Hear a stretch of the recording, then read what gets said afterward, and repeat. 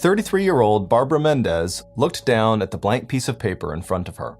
Rolling the pen under her fingers across the kitchen table, Barbara wished that writing or talking about her feelings was as easy for her as it was to make a delicious dinner or to embroider a piece of clothing or fine cloth. But it was coming up on Valentine's Day, 1982, and Barbara had decided that this year she was going to give her two daughters not just cards and chocolates, but a letter that told them how much she loved them. Both the girls were at or close to the point where they were becoming teenagers. Dawn was 13 and Christy was 11. And more, Barbara could feel them beginning to pull away from their parents. Not that the girls had ever given Barbara or her husband Robin, known to everyone by his nickname Bob, any trouble, and the pulling away that Barb sensed now was not rebellious or painful.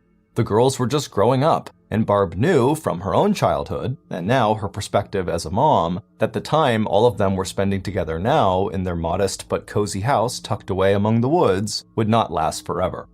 Taking a deep breath, Barb stopped rolling the pen, she picked it up, she pressed the point carefully onto the paper, and she began to write. She opened with, "My daughters." 5 sentences later, and Barb was finished. Relaxing her grip on the pen, she read over what she had written. Then she put her pen down, she folded the letter, and slipped it into its envelope.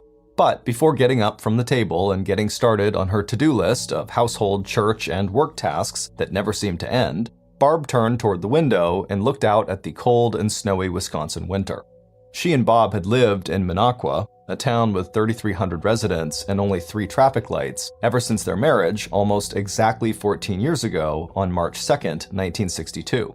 But even though it was so small, Minocqua was still bigger than the town where Barb had done most of her growing up. Not long after she'd been born, more than 200 miles to the south, in the bustling county seat of Manitowoc, Barb's parents had moved their family up to Boulder Junction, a tiny town of fewer than 500 people. Even if Barb's father, an aircraft mechanic who had served in the Navy during World War II, and her mother, who had stayed home to take care of Barb and her 3 sisters, had not been fairly conservative and religious people, Boulder Junction was so small that Barb might not even have heard about a lot of the cultural, political, and technological changes of the 1960s that started just a few years before Barb and Bob had gotten married. So, while other young couples in other parts of the country might be experimenting with sex, drugs, and rock and roll music, Barb and Bob had settled here in Minocqua, in their 3-bedroom house located just a half-mile away from sleepy Route 70 and the family-owned upholstery business where Bob worked.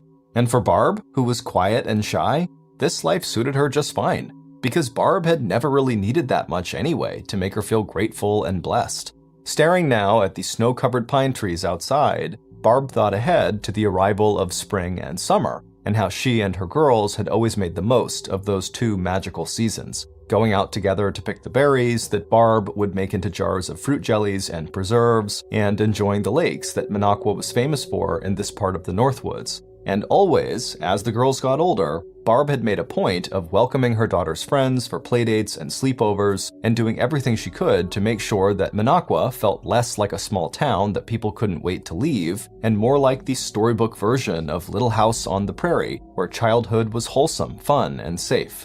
In fact, the biggest transformation in the social lives of Barb and Bob Mendez and their 2 kids had happened 3 years earlier. And it had nothing to do with popular culture and trends, and everything to do with the family's spiritual life.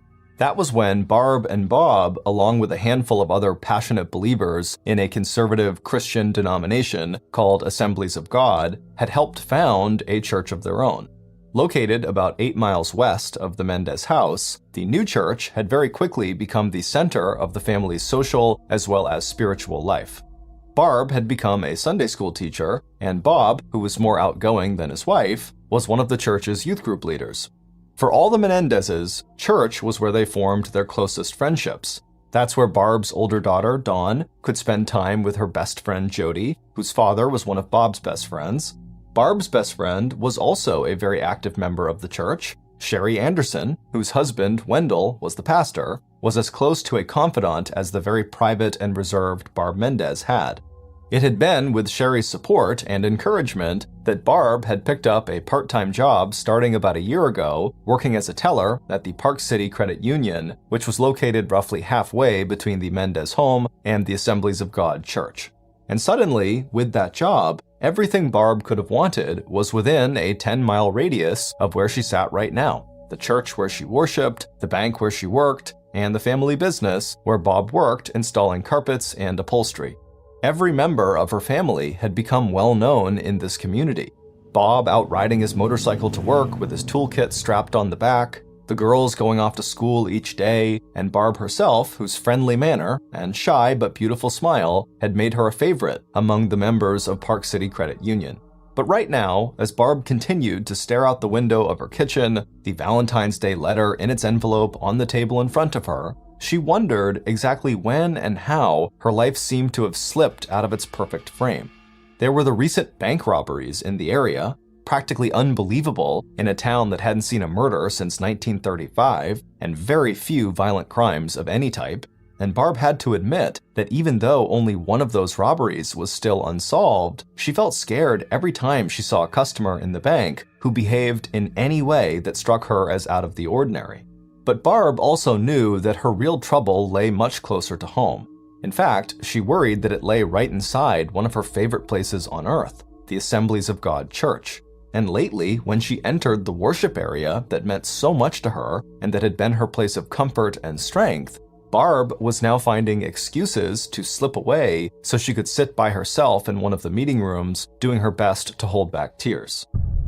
2.5 months later, on Wednesday, April 28, 1982, Barb packed the family car in the lot right behind the Park City Credit Union, located on Highway 51 in the city of Minocqua.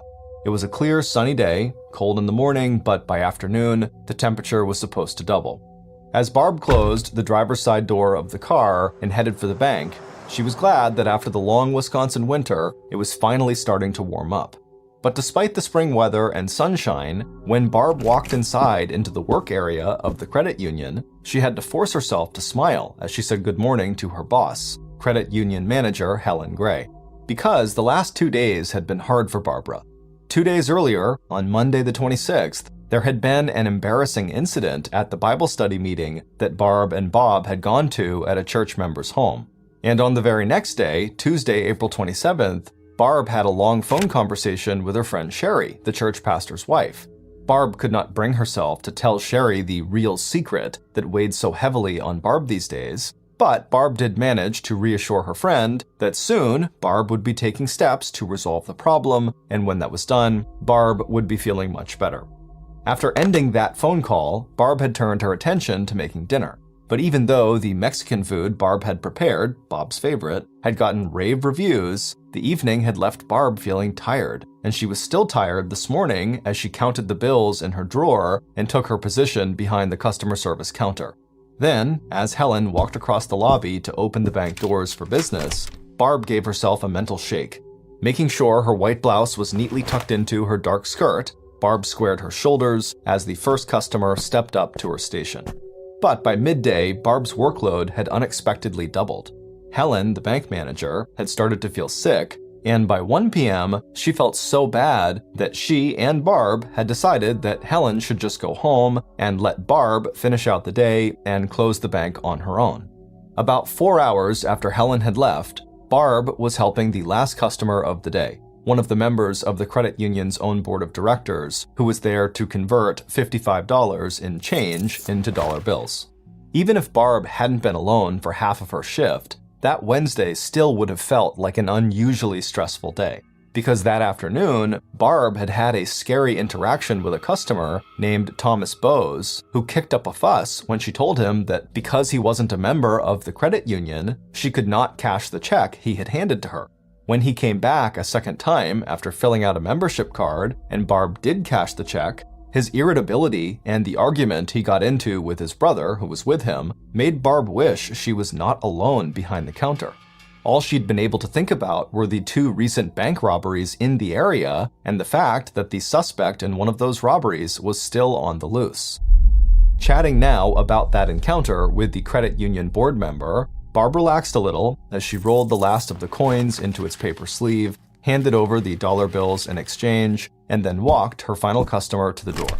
As she watched the man cross the parking lot and get into his car and wave back at her, Barb felt a rush of relief that it was finally 5 o'clock and her workday was almost over. and after locking the door behind her, Barb headed back to the office to start entering that day's transactions into the balance sheet. But Barb hardly had time to sit down, catch her breath, and pull up the credit union balance sheet to make her first few entries when she heard a knock on the front door of the building. Startled, Barb dropped her pencil and looked up.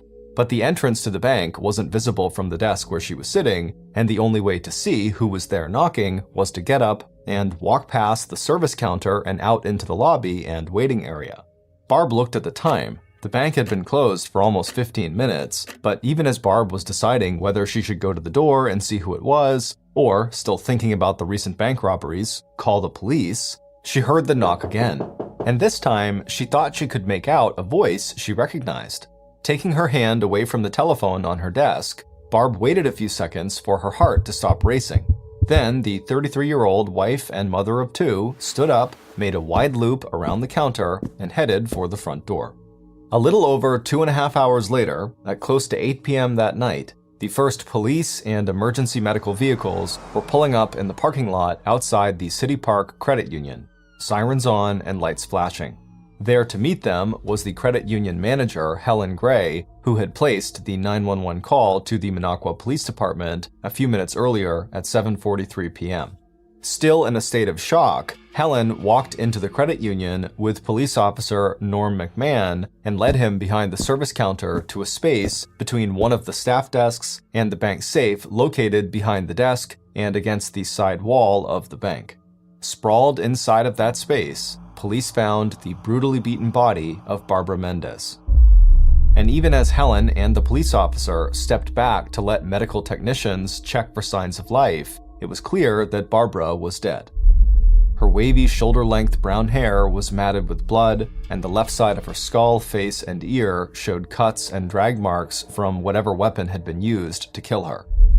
From the position of her body, it looked like Barb's attacker had struck her from behind, and at some point during or after the attack, the murderer had rolled her body over so she was lying across her left arm, while her right arm, the fingers curled upward in a loose fist, was stretched out along her right side. Blood from Barbara's injuries had spread out in a wide pool around her head, too much to be fully absorbed by the thick carpet underneath her.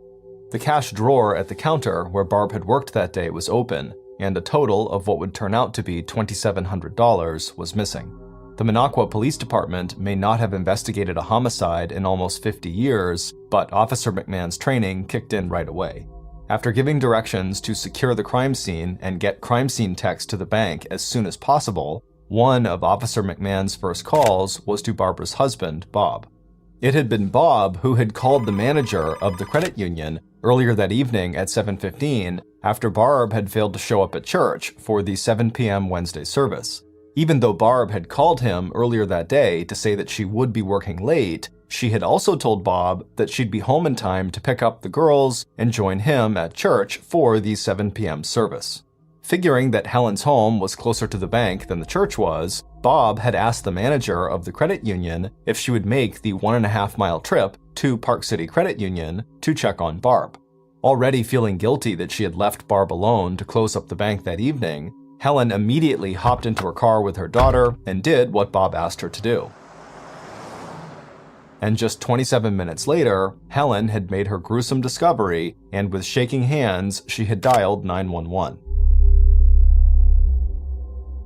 But even as police were setting up a perimeter of yellow crime scene tape around the bank and arranging for Bob to identify his wife's body, investigators from both the Minocqua Police Department and the Oneida County Sheriff's Department, which had also responded to the emergency call, had already put together two possible theories that would explain the crime scene and Barb's murder. The first theory was that Barb had been the tragic victim of a bank robbery gone wrong. That theory fit neatly with the fact that there had been a recent rash of robberies in the area, that the perpetrator in one of the robberies was still at large, and that approximately $2,700 was missing from Barb's cash drawer. The second theory was that the motive for the murder was personal, and that Barb's attacker had made off with the money so it would look like a robbery. This theory, that Barbara knew her attacker, would explain why there was no sign of forced entry into the credit union, why the assailant had not taken any of the $17,000 in cash that was sitting in plain sight inside the open safe just a few feet away from Barb's body, and why Barb's attacker was apparently able to walk right up behind her and strike her on the back of the head. Over the next 2 months, officers from the Minocqua and nearby Rhinelander police departments, along with the deputies from the sheriff's department, had a total of 10 investigators working more than 12 hours a day on the Barbara Mendez homicide. With other officers also donating their off-duty time to help, law enforcement would interview more than 100 witnesses, as well as follow up on a barrage of tips and rumors. They had questioned people who had transacted business at the credit union that day, as well as shoppers and store owners at the business center near the bank. They had combed the wooded areas along Highway 51 where the credit union was located, looking for a murder weapon they did not find, and they had collected as much physical evidence from the crime scene as possible without coming up with any blood samples or fingerprints that would lead them to a possible killer. But despite the hours that law enforcement had poured into this investigation, by mid-May, 6 weeks after Barb's death, police investigating both theories of the crime had hit one dead end after another. As the husband of the victim, Bob Mendez was automatically at the top of the suspect list. But Bob was also among the first suspects that police had to cross off their list. From the time Bob arrived home from work at Lakeland Upholstery at about 5 p.m. until sometime after 8 p.m. when he arrived at the Park City Credit Union, Bob could account for all his actions and whereabouts. Bob's alibi was confirmed 3 days later when they followed up their initial interviews with Bob and Barb's daughters, Dawn and Christy, with long interviews at the police station where they took down the family members' formal statements. Both Dawn and Christy, who had gotten home from school on the day of their mother's murder at about 4:20 p.m., had seen their dad come home about a half hour later, just before 5 p.m. Just after 5, their dad had passed along a phone message from their mom telling them she'd be home by 6:15 or 6:30. And since Dad would be riding his motorcycle to church that evening, Barb would drive the girls to the 7 p.m. service with her. After that phone call, Bob and the girls had a quick dinner of tacos. Dawn's best friend Jody had also spoken to Bob around 5:15 or 5:30 when she telephoned the Mendez house, and Bob had answered the phone. After that, Bob had showered, dressed, and then hopped on his 1979 Honda CX-5000 motorcycle and left for church, where church members would see him at about 6:20 p.m. But aside from confirming that Bob did not leave the church again until he got the call from police that Barb was dead, members of the Assemblies of God Church just did not seem that eager to share information about each other's lives and church politics or gossip with police. And Barb's funeral service, which was held on the same day that Christy, Dawn, and Bob were all formally interviewed, did not offer any clues about Barb's personal life either. As a few police officers watched from their seats in the back of the church, 300 mourners filled into the sanctuary of the Assemblies of God on Town Line Road. Pastor Wendell Anderson described Barb as, quote, a woman who had committed her life to the Lord, end quote, before reading some of Barb's favorite verses from the Bible. The next day, the local newspaper would quote one of Barb's friends and fellow church members as saying that Barbara's death, quote, did not fit her life in any way, end quote. And then, this friend summed up the fear that had gripped the entire town of Minocqua in the wake of Barb's murder, the first homicide the sleepy town had seen since 1935. Quote, it's all just horrible, end quote.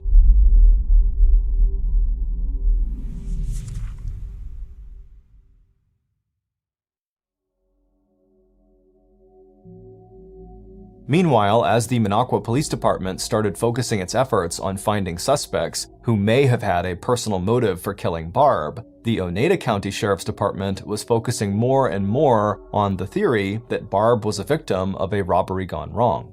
And for them, suspect number 1 was Thomas Bowes, the argumentative man who had visited the Park City Credit Union 2 times on April 28th, the day of Barb's murder. Because, as police soon discovered, Thomas had a prior criminal conviction from 5 years earlier for committing a robbery without a weapon. And when Thomas Bowes' wife, Judith, started changing her story about her husband's activities and whereabouts on the day of Barb's murder, police zeroed in on the man at least one officer privately described as more of a, quote, goof than a danger to society. But, like all the other leads police had uncovered in the case, the Thomas Bowes lead would dry up 9 months after Barb's murder in the end of January 1983, when Thomas passed a lie detector test. And meanwhile, other leads involving other robbery suspects would also hit a dead end. But by the fall of 1982, 3 months before Thomas Bowes was crossed off the suspect list, residents of Minocqua were all talking about a different crime that had just been reported in their local newspapers. And like Barb's death, this crime also involved a member of the Assemblies of God Church on Township Road, the same church that Bob and Barb had helped found 3 years earlier. In October 1982, 6 months after Barb's murder, the church was rocked by an allegation that one of its members had been sexually assaulting a 14-year-old girl. The charge resulted in the perpetrator being sentenced to 4 years of probation, but the scandal also had the effect of breathing new life into the stalled investigation into Barb's murder. Law enforcement had no evidence that linked the two crimes, but officers decided to take another run at interviewing church members about what might have been going on in the church at or around the time that Barb was killed. They also re-interviewed Bob. Barb's husband had raised eyebrows when he'd started dating a new girlfriend earlier that fall, but when police re-interviewed him in October, nothing about his alibi or about the statements his daughters had made to police 6 months earlier had changed at all. And by the spring of 1984, 2 years after Barb had been murdered, the investigation into her death once more stuttered to a halt, and the key players in the drama were all starting to move on with their lives. On March 10th of 1984, Bob had remarried and his new wife had moved into the Mendez house, where she would do her best to fill the terrible hole that Barb's death 2 years earlier had left in the lives of Barb and Bob's daughters, Dawn and Christy. Meanwhile, the sex abuse scandal at the Assemblies of God Church would fade from the headlines. The $5,500 reward for information leading to a conviction in the murder case of Barb Mendez would go unclaimed, and contributions to an educational fund for Dawn and Christy would slow to a trickle. The only other progress in the investigation would be DNA tests that cleared rather than convicted one remaining suspect in the rash of robberies that had occurred near the time of Barb's death, along with a visit to the police from a Minocqua resident who dropped off a particular tool that they thought might match the type of weapon that had been used to beat Barbara Mendez to death. So this tool that was dropped off was an example of what the murder weapon could have been, not the actual murder weapon. Investigators established the Minocqua resident's alibi. They took a picture of the tool, made a note, and filed the information away inside a case file that now included thousands of pages. And if it hadn't been for the sheer persistence and determination of Barbara's own daughters, that huge case file might never have been opened again. Because, in the course of getting on with their own adult lives, both Christy and Dawn had joined forces and become determined not to rest until they had discovered who had killed their mother. Starting back in 2002, 20 years after Barbara was murdered, Dawn, now 33 years old, and Christy, now 31 years old, began a relentless campaign aimed at getting police to reopen the investigation into their mother's death. That included writing a letter in 2016 to the producers of the true crime television show titled Cold Justice, asking them to take a look into the unsolved murder of their mother. And in February of 2017, the two women finally got the response they had been pleading for. 35 years after Barb's murder, and almost a year after dropping that letter off in the mail, the Cold Justice team of investigators accepted the challenge. And 1 year after that, police, with the help of the investigators from Cold Justice, finally closed in on a murderer who had eluded them for more than 3 decades. When the arrest came on February 6, 2018, nearly 36 years after Dawn and Christy first learned that their mother was dead, it was the result of an intense 2-week-long partnership between Cold Justice and the Oneida County Sheriff's Office. During those 2 weeks, the team of investigators reviewed the entire case file on the murder of Barbara Mendez from beginning to end.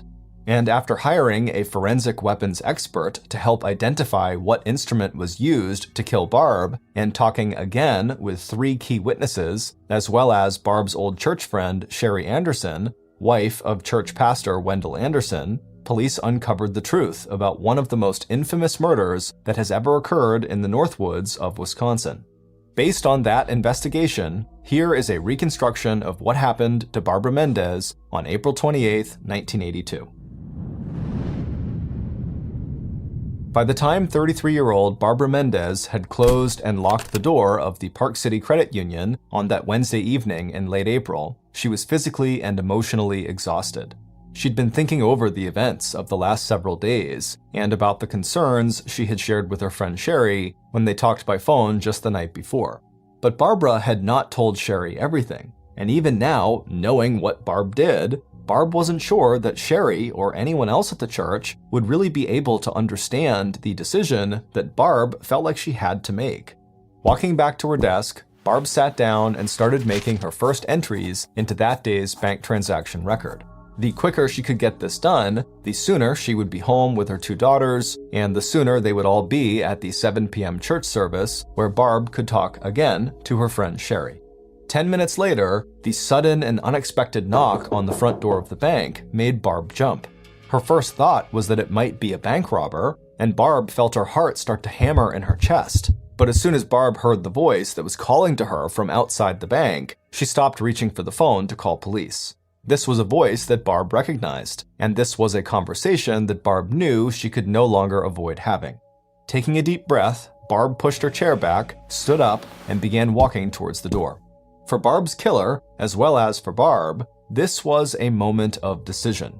And standing now in the shadow of the entryway to the credit union, the killer listened first to the silence inside, and then to the sound of footsteps, and then to the key turning in the lock.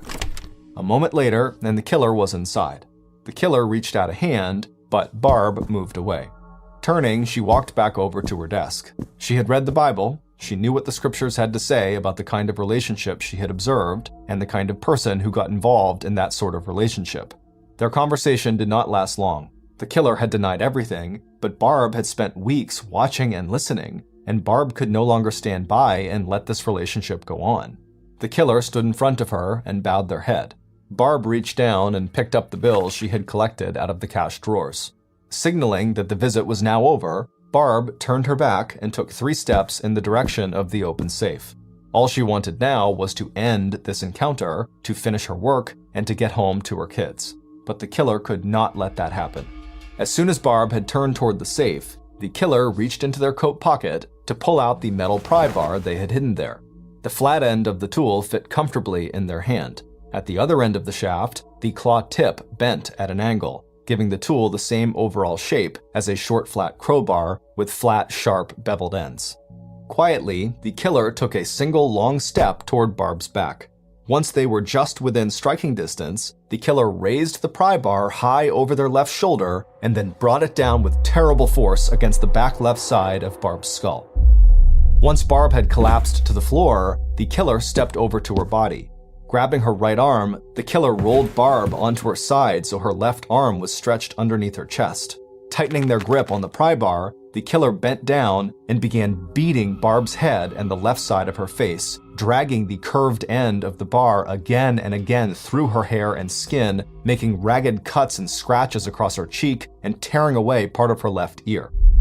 The autopsy that would be performed on Barb's body the next day, Thursday, April 29th, would catalog a total of at least 17 blows to Barbara's head, all resulting in extensive skull fractures. The total absence of any defensive wounds suggested that the attack took Barb completely by surprise, and the first blow was so disabling that Barb never even had a chance to fight back or protect herself in any way.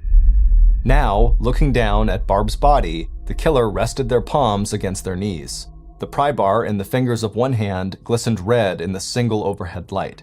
Waiting to catch their breath, the killer watched as the pool of blood under Barb's head widened across the carpet. And then, standing up, the killer set about making the murder look like the scene of a robbery gone wrong. In a few fast movements, the killer had grabbed a deposit bag from Barbara's desk that contained about $2,700 in that day's transactions, leaving Barbara's cash drawer behind the service counter open and empty. Pausing just long enough to make sure they were not leaving anything behind that could reveal their identity, the killer walked to the front entrance with the pry bar and bag of cash, and then, making sure not to leave any fingerprints, the killer slipped out of the Park City Credit Union. Glancing at their watch, the killer was surprised to find that the entire encounter with Barb, ending with her death, had taken fewer than 10 minutes. Still, it was the critical window of time, part of maybe 30 minutes that police would come up with as the time the murder was committed, and the killer knew they had to find a way to place themselves during this half-hour period far away from the credit union.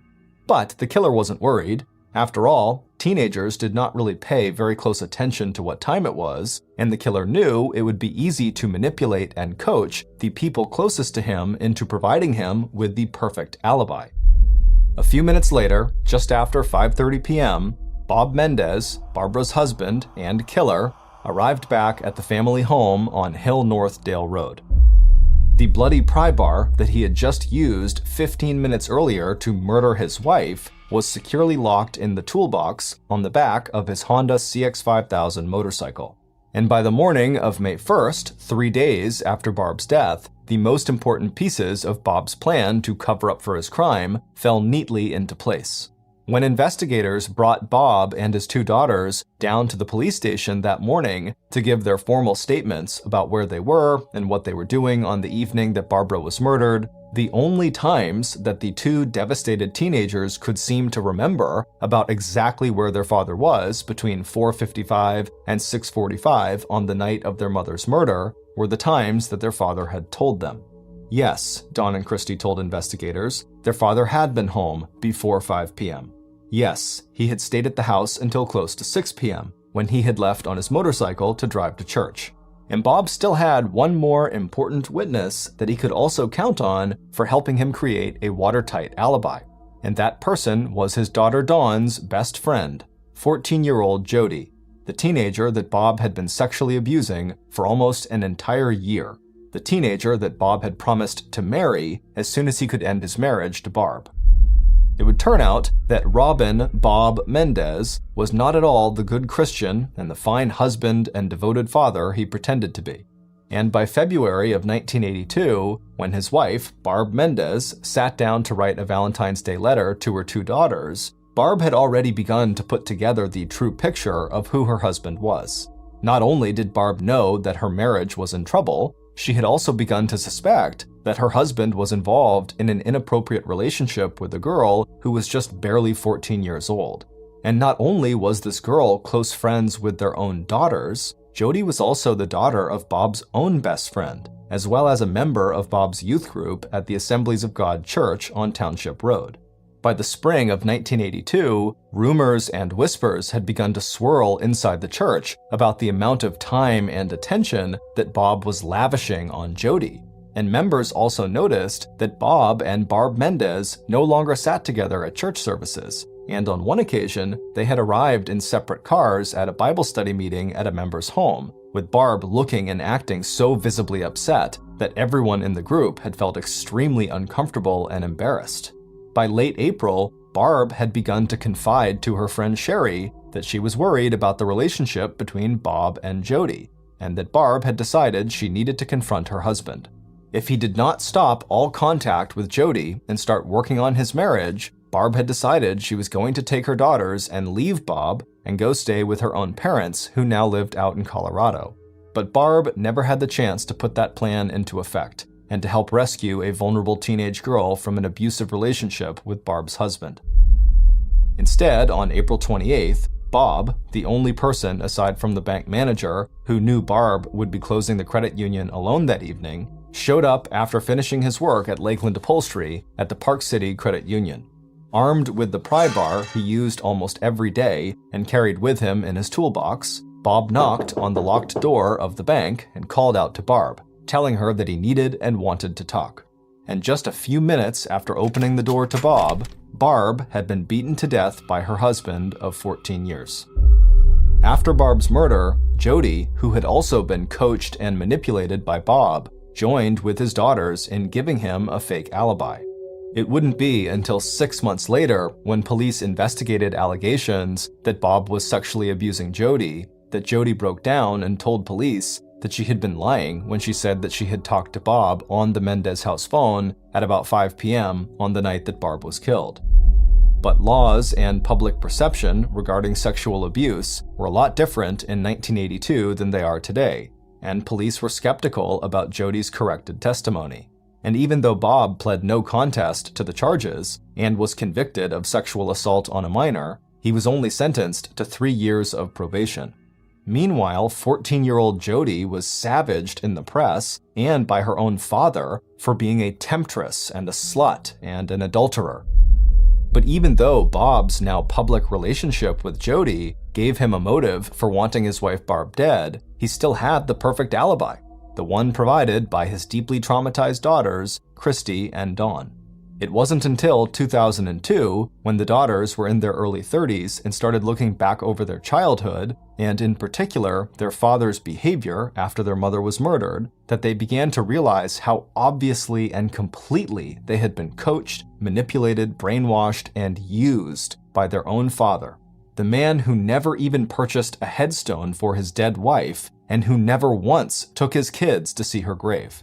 The man who had been seen by 2 different witnesses leaving the credit union on his motorcycle during the window of time in which the murder was committed, the man who suddenly had enough cash right after that murder to buy himself an expensive new motorcycle and who painted his motorcycle helmet a different color, the man who failed a lie detector test 5 weeks after the murder of his wife, the man who not only sexually assaulted their own good friend Jody, but who would later go to prison for 8 years for sexually abusing a 5-year-old girl, and the man whose own brother would go to the Oneida County Sheriff's Department in 2002 and suggest that the murder weapon they were looking for might be a pry bar, one of the tools that his brother, Bob Mendez, used so often at work that Bob took it with him everywhere in his portable toolkit.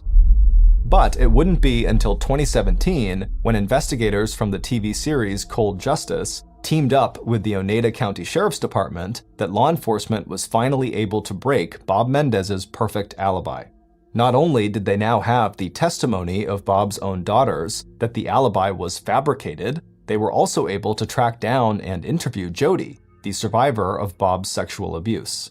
Now a successful adult in a happy marriage, Jody had gone on to work in law enforcement and to be a voice for other victims of crime and abuse. And this time, investigators believed her testimony that she had not spoken to Bob at his home during the critical window of time when police believed Barb had been murdered. On February 6, 2018, Robin Bob Mendez was arrested in the parking lot of a Minocqua Walmart store and charged with the first-degree murder of his wife, Barbara Mendez. On July 23, 2019, Bob Mendez was sentenced to life in prison. Because he was sentenced under guidelines in force at the time of the crime, 1982, he will be eligible for parole in 2039 at the age of 91. Included in the documents that Dawn and Christy had sent to the producers of Cold Justice when they asked the show's investigators to take on the unsolved murder of their mother was the Valentine's Day letter that Barbara had written to her daughters 35 years earlier. Barb's friends and family now believe that by mid-February 1982, 6 weeks before Barb was bludgeoned to death by her husband, Barb had begun to suspect Bob of sexual abuse, and that Barb herself may have felt that dark events were about to unfold in their lives. This is the Valentine's Day message that Barb wrote to 11-year-old Christy and 13-year-old Dawn with all of that in mind. My daughters. Sometimes mothers don't always take the time to tell their daughters just how much they are loved and appreciated. Our lives can go by so fast and we will have missed so much together. So, on this Valentine's Day, I want to tell you how much I love you. You are so special to me as daughters. Have a nice Valentine's Day and every day. I love you, your mother.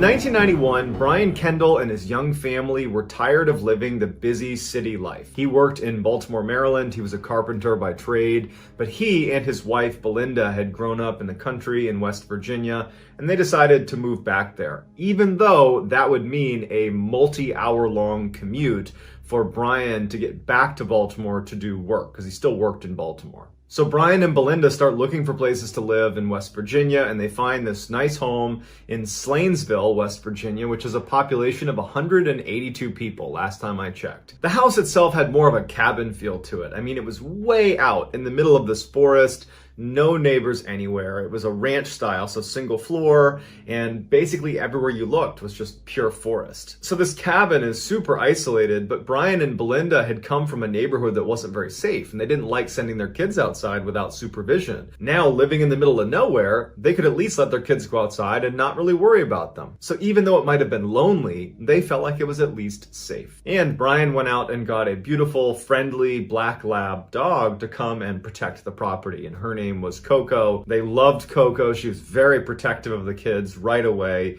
and she blended in with the family immediately. And very quickly, the family really took to living in Slanesville. They loved their new home and their new life. Everything was just going so well at first. Shortly after they had moved into the house and finally unpacked, Belinda invited her brother as well as her brother's wife and daughter named Jordan to come over and check out the house. And so they come over. Belinda had gotten a cake and some balloons, and she planned on throwing a little mini surprise party for Jordan, who was about the same age as her kids and had recently had a birthday, and so they figured they would surprise her, give her some cake, and have a little impromptu birthday party. After cake, the kids went into the living room and were playing in there together.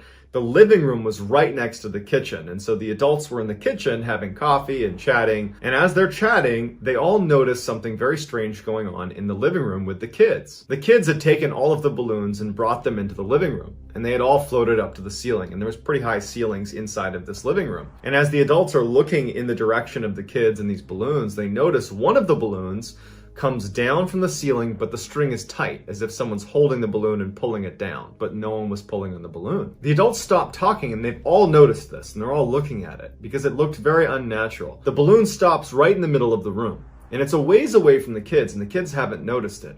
And the parents are just quietly watching this balloon, and no one knows what to make of it. No one's even commenting that this is happening. They're all just quiet and watching. And the balloon starts moving across the room over to where Jordan was. Jordan notices the balloon for the first time. She turns and goes, "Thank you," as if she's talking to someone, but no one's there. She reaches out to take the balloon, and as she goes to grab it, it drifts right back up to the ceiling, as if someone had been holding it and let go of it. And Jordan kind of grabbed for it, watched it go to the ceiling, and then Jordan just turned around and kept on playing. That startled everybody. They could make sense of a balloon coming down and then moving. The helium could be leaking, there could be a draft in the room, but for it to go right back up and look like someone had released it, they couldn't explain that. And so the parents go right in the living room. They're looking at each other. The parents are, and they're like, "Did you see that? What was that about?" And they grab that balloon down from the ceiling, and they're trying to replicate what they saw. And they're kind of looking at each other like, "Are we going crazy?" And they go over to Jordan and they say, "Hey, who were you talking to a minute ago?"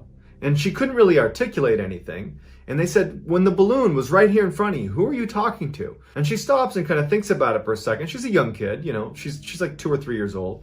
She thinks about it and she points in the direction where no one's standing and goes, "Him." The parents look in the direction of where she's pointing. They look at each other and then they start laughing because they're like, "Okay, we're scaring ourselves. Obviously, the helium must have come out and maybe there's a draft and she's 3. She doesn't know what she's talking about. She's probably got an imaginary friend. We're just scaring each other. Let's just drop it. Let's forget the balloon." And so they do. They forget the balloon and they don't think about it again. But after Jordan and her parents leave, Belinda and Brian would say to each other, "That was pretty weird." A couple of days later, Brian asked his daughter, Blair, who was about 5 or 6 years old, if she wanted to come with him and go explore the back forest behind their property, because Brian had been working so much, he hadn't really had a chance to go explore, and he figured now's a good chance to go. Blair's super excited. The two of them go out into the backyard and they start walking around. And after walking a bit of a ways, they stop because they see something in the middle of the forest that shouldn't have been there. They see this van, like a vehicle, that looked like it had been set on fire at one point. It's totally charred. It's basically just the frame, and it's parked in the middle of the forest. and there are no roads anywhere. And they go in the back of the vehicle and look inside, and there are all these burnt stuffed animals and kids' toys that are in the back of this van. And there is what looks to be the spring of a mattress that must have been caught up in this fire that burned the vehicle. And Brian just had this sinking feeling that something was wrong with this scene. And he said, hey, you know what, Blair, we gotta go. Let's not look at this. We don't know what this is. Let's just go. When they get back to the house, Brian would tell Belinda what he found. How would that van have gotten there? And why was it there? It just didn't make any sense to either of them. Over the first couple of months that they were living in Slanesville, Brian was trying to commute daily to his work in Maryland, but it was taking up hours and hours of his day. He was getting no sleep, and it just didn't make sense. And so even though they only had one car, he started commuting on Monday morning to work and then staying with his mom, who lived in Maryland, and then coming back to Slanesville on Friday night, which would mean that every week, Monday to Friday, Belinda and the kids would be alone in their cabin in the woods in Slanesville with no vehicle. But Belinda had grown up in a very isolated house in the middle of a forest in West Virginia,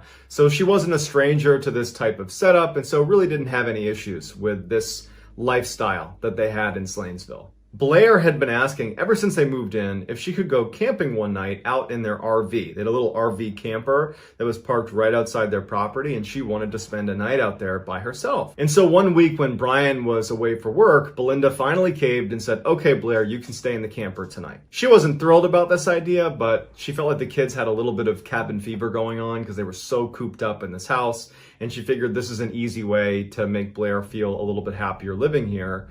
So she told Blair, once you go in there, I want you to lock the door and not open it again. And Coco, their dog, is going to stay with you. Blair was just fine with this setup. And so that night she went out to the camper. She had Coco with her. She had all her warm clothes on. She brought a lantern with her and some books she was going to read. She goes out and her mom tucks her into her bed inside of the RV and gives her a kiss, and then she leaves. In the camper, there was a pull-out bed that she was on that took up the majority of the floor space in the camper. On her right, as she was laying down, was a big window with a blackout curtain that slid across the whole thing, and she kept that curtain shut. At the foot of her bed to the right was the door that led into the camper, and there was a window on that as well, but there was no blind to block it. And so at some point, Blair is tired. She turns off her lantern and she gets under her covers with Coco right next to her, and she goes to sleep. At some point in the night, Blair wakes up suddenly because Coco is acting really strange. She's very uneasy, and she's looking towards the door that leads into the camper, and she's acting like she just saw something. So Blair sits up, she's trying to calm down Coco, and she looks at the window on the door. And she can look outside, there's a little bit of moonlight outside, so she's got a little bit of illumination. And as she's looking, she sees what looks like a figure walk past the door. She can't tell if it's a person or if it's an animal or what it is, but she definitely saw something walk past the door. And Coco clearly saw it too, because Coco begins growling, and instead of just looking at the door where this figure was, Coco basically follows the figure and is now looking at the window right next to Blair. Blair thinks it's her mom, and so she tries to calm down Coco. She turns on her lantern and she goes to the front door and she peeks her head out. She doesn't see anything. She unlocks it and opens it and pokes her head out. She doesn't see her, and she goes, "Mom?" And there's no one out there. She looks up at the house, which is right next to her, and all the lights are off. There's no sign that her mom left the house. Suddenly feeling really startled, she shuts the door, locks it, and goes back in her bed. Now, the whole time that Blair had turned that lantern on and gone down to the door and yelled for her mom, Coco was still on the bed looking at the window where the blackout curtains were covering up whatever was on the other side. Now, when Blair's going back to the bed, Coco is showing her teeth. She's baring her teeth and she's growling at the window. Blair's totally spooked. She jumps into her bed, throws the covers over her head, and she's sitting there hoping that Coco will just stop and that this will all end and she can go to sleep, but Coco doesn't stop. And she's like reaching out and trying to pull Coco to get under the covers with her, but Coco won't stop. Blair decides she has to take a look out that window, and she thinks maybe it is my mom. Maybe I just missed her before and she's trying to come in. Maybe she was knocking and I didn't hear her. And so she takes her covers off her head, gets right up next to the side of the wall. She's underneath the window, which is right next to her. And she starts pulling aside that curtain. And as soon as she's got a view out the window, she sees a dark figure that looks like a man or something standing right outside the glass, looking down into her camper. She's so scared, she drops the curtain and then just gets under her covers. Coco goes right on top of Blair and is standing over Blair, basically protecting her. And at some point, Blair does manage to fall asleep. Meanwhile, on the same night, there was some other drama happening up at the main house. Belinda had put Blair's younger brother, Sean, to bed almost immediately after she tucked in Blair inside of the camper. Sean was 3 years old and he was a great sleeper. She could put him in his bed, say goodnight to him, and she wouldn't see him until the next morning. But that night, Belinda was laying in bed, and Sean multiple times would get out of his bed and come into her bedroom and say he was scared and didn't want to be in his room. Belinda would get up, she'd go back, she'd tuck him back in and say, you got nothing to worry about, it's just a new house, you're fine, you're safe. But on the third or fourth time that this happened, because it was so out of character, she asked Sean, what's going on? What are you so scared of? And he says, there's a monster in my window. Belinda assumes what he means is maybe a deer was outside or some other animal might have walked by the window, because in virtue of being a single-story house, all of the bedroom windows are at ground level. And so she goes to the window and she looks out, and it's just forest, deep, dark forest, everywhere you look.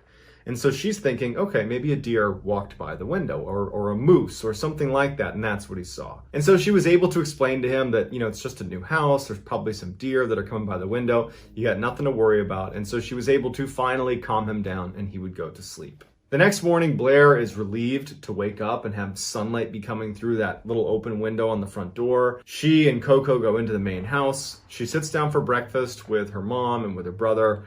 And Belinda asks her, how was camping? And Blair, who was normally a very chatty child, was very quiet about it. And her mom said, well, did you have a good time? Like, you gonna tell me anything about it? And Blair just said, I don't think I want to go camping again. And she didn't elaborate. She just didn't want to talk about it. And so Belinda didn't ask any more questions, and that was that. That day goes by without incident. And then that night, Belinda gets Sean and Blair to bed in their normal rooms. They're asleep. Belinda goes to her bed and she falls asleep. And she starts to have this very strange dream. In her dream, she wakes up and looks at the foot of her bed and she sees a boy she doesn't recognize. And he's signaling her to come with him.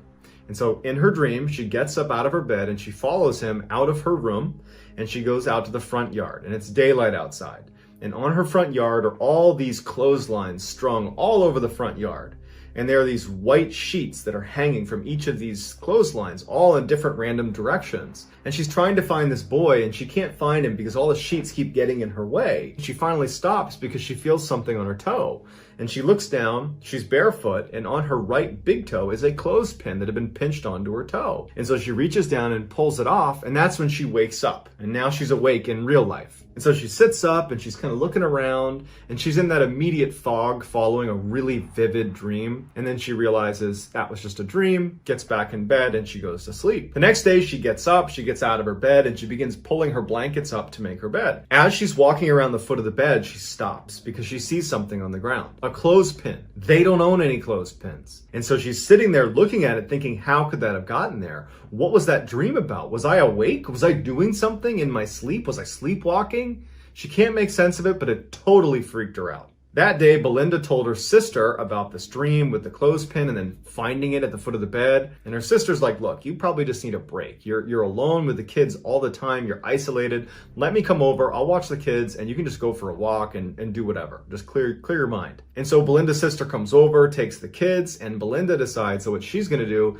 is go explore the woods behind their house. She walks a little ways behind their property and she sees something that really stands out to her. It was a little cemetery, and it was on their property, or at least close to their property. She goes over to it and sees there are 4 small headstones. There's no writing on them, but the size of the headstone themselves, it seemed to indicate that these could have been children.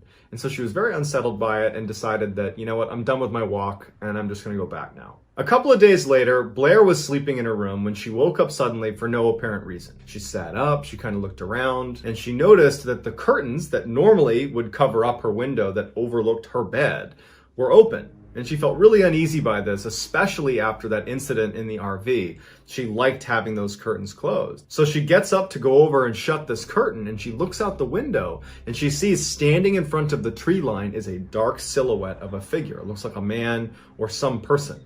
And she freezes and she's looking at it, and she can tell that it's moving towards her. And she's looking even closer, and then she can tell it's now running at her. She shuts it, jumps into her bed, and covers herself up. As she's laying there under her covers, not knowing what to do, she hears Coco barking from her mom's room. Belinda wakes up to Coco barking and looks at what she's looking at, and it's the window. So Belinda gets up, she looks out the window, she doesn't see anything, and tells Coco to calm down. She figured, okay, maybe she saw a deer or something. And then just to be a good mom, she checks on her kids. She goes to Sean's room. Sean didn't wake up from the barking. He's asleep in his bed. But when Belinda goes into Blair's room, Blair is hiding under her covers and she's scared of something. And she asks Blair, honey, what's wrong? And Blair finally says that she saw something. She thought it was a person. She didn't know what, but it was running towards the house. And so Belinda's thinking to herself, she just saw an animal. Because that's probably what Sean saw when he thought he saw a monster outside. And I'm sure that's what Coco saw. You know, Coco's going to react to an animal. There's probably some deer that's coming right up to the window and it's scaring my kids, it's scaring my dog. And so Belinda tells Blair, you got nothing to worry about, honey. Go back to sleep. Everything's going to be fine.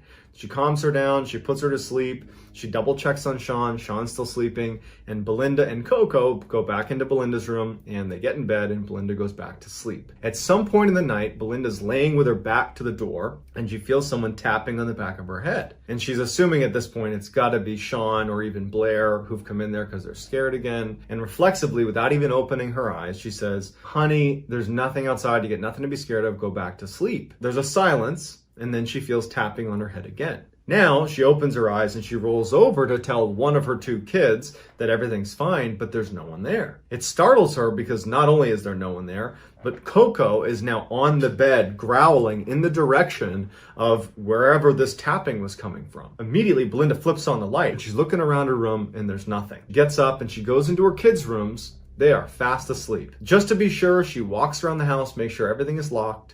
She gets back in her bed and she's sitting there with Coco and she can't help it. She's scared. Between her kids seeing stuff outside, finding that cemetery, the weird clothespin thing going on, now something feeling like it was tapping her, but no one's in the room with her. She's scared. And in fact, she would say in interviews that this was the first time that she even thought about the word haunted in relationship to what was going on at their house. The next day, Belinda just wanted to get away from the house. So she calls her mom and says, hey, can we use your car for the day to go run some errands? Her mom says, absolutely. Her mom drops the car off and Belinda and the kids load up and they head into town. When they left, they put Coco in her outdoor cage, totally locked and secure. So they head out and they go to this gas station in Slanesville and Belinda gets out, she's fueling up her car and another resident of Slanesville pulls up right next to her and she's filling up her car. And the two women strike up a conversation. At some point in this discussion, the woman asks Belinda where she lives in Slanesville because she's a longtime resident and she didn't recognize Belinda. Belinda describes where she lives and the woman who's familiar with the area says, well, do you know the story of your property? And Belinda's like, no. She's like, well, years and years ago, there was a really bad fire. I think it was right near your property that a whole family died in. And Belinda says, you know what? I actually found a small cemetery a little ways back on our property, but that's what it is. As Belinda is driving away and she's thinking about this story she's been told, she has this sense of relief that now she has some closure on why there's that cemetery on her property. And she couldn't help but think, if her house is haunted, which she had only recently considered, maybe it's not such a bad thing to have it be this family that's doing the haunting. It didn't feel evil, it just felt kind of sad, and she was empathetic for this lost family. When they got back from running those errands, Coco was gone. They went to the fence and it hadn't been opened. There was no sign that she'd been able to burrow underneath this fence. There was no way for her to get out unless you opened the gate, and it was locked and shut. And so they didn't know what to make of that, and the only thing they could come up with is someone must have taken Coco. And unfortunately, they would never see Coco again. It was a huge loss for this family. Coco was not only a dog they loved and considered part of their family, but she was also their protection, and it was a very big deal that she was gone. A couple of days go by and Brian's home from work and everyone in the house is asleep except for Belinda. Belinda was up watching TV, and at some point she turns off the TV and she also goes to bed. She starts having the same dream she had when she felt that clothespin on her toe. In her dream, she wakes up and at the foot of her bed is this boy, the same boy that she had followed outside that she could never find in the sheets. And so she gets up and she starts following this boy. He brings her out to the front of the house. out onto the front yard. And again, the whole front yard is covered in these white sheets that are strung up along clotheslines. And as she's making her way across the front yard, pulling sheets aside, she finally reaches a clearing and she sees this boy who looks like about the same age as her son, Sean. And this boy looks terrified, and she's looking at him, and the boy is kind of looking to his left. And then from behind one of the sheets next to the boy walks this dark figure that stands right next to him and looks up at her. And it's an expressionless, dark figure. It almost looks like a man. And it starts walking up the lane of sheets towards her. She falls over backwards, and she wakes up. And when she wakes up in real life, she hears screaming coming from her own son's room. She and Brian jump up out of bed and run into Sean's room. He's laying on the ground with his arm cocked to the side. It's clearly been broken. And he's screaming and guarding his arm. And Belinda's over him saying, "What happened? What happened?" And the boy just says, "The monster came in the window." They don't know what to make of this. They're not sure if that means an intruder came in or what, but they have to get him to the hospital. They scoop him up, they grab Blair, and they get in the car and they leave. They get Sean to the hospital, and sure enough, he's got a very bad break in his arm and he needs to stay at the hospital for a couple of days. Now, this happened on a Sunday night, and so Brian had to go back to Maryland the next day for work, so their car was gone. So 3 days later, when it was time to get Sean, Belinda had to borrow her mother's car to go pick him up. So Belinda gets her mother's car, and she and Blair drive to the hospital. They pick up Sean. As they're driving back, the car breaks down, and they're on the side of the road with flashers on, and Belinda doesn't know what to do. Luckily, a good Samaritan is driving by. Another resident of Slanesville sees them pulled over. She pulls over. It's an older woman, and she says, "Hey, can I give you guys a ride?" Belinda's like, "Thank you. Yes, we need a ride." So she, Sean, and Blair load up in the car, and they start driving to their house. And so Belinda tells this woman where she lives. "Yep, you take this road, you get up to our house. It's set back in the woods there." And when she realizes where Belinda lives, she looks at Belinda and goes, "You do know the history of your house, right?" And Belinda looks at her and goes, "Yeah, the fire that killed the family, we're aware." She goes, "No, not a fire. The last occupant of your house was rumored to be hurting children on your property. And there was no proof, but some of the local men here decided they were going to take justice into their own hands, and they convinced this guy to go hunting with them. And they brought him out in the woods behind his house, and they ambushed him, and his body's never been found. It's rumored there's a van somewhere in the woods near your house where they put him inside of it, shut the doors, and lit it on fire." Belinda's in shock hearing this, because now, if her house is haunted, which she's believing it is, it's not some nice family that was sadly lost in a fire. It's this horrible man. They finally got back to the house. They said bye to the woman, and Belinda and her kids went inside. And for Belinda, it was like this horrible sense of dread being in the house. It just felt evil. And she realized that she couldn't stay there anymore. So she picks up the phone, she calls Brian, and she says, "I cannot stay here another night. I have to go." And so Brian says, okay. He drives back from Maryland. They pack some bags, they get in his car, and they all leave for Brian's mom's house. And that was it. They never stayed another night at that house. They only went back a couple times to pack up their stuff, put it in moving trucks, and they left. So I'd love to get your feedback on this story. Do you think that the house was indeed haunted? Or do you think there's some other explanation? Let me know in the comments, and I will respond to all the early commenters. So get in there and give me your theories. If you enjoyed today's story and you haven't done this already, please take all of the like button's white articles of clothing and wash them with a bright red brand new t-shirt. Also, please subscribe to this channel and turn on all notifications so you don't miss any of my weekly uploads. If you have a story submission that you think could work on this channel, whether it's your personal story or just a suggestion, please go to our subreddit. It's just called MrBallen. It's linked in the description below. I read it every single day, and if I intentionally use your submission, I will absolutely credit you.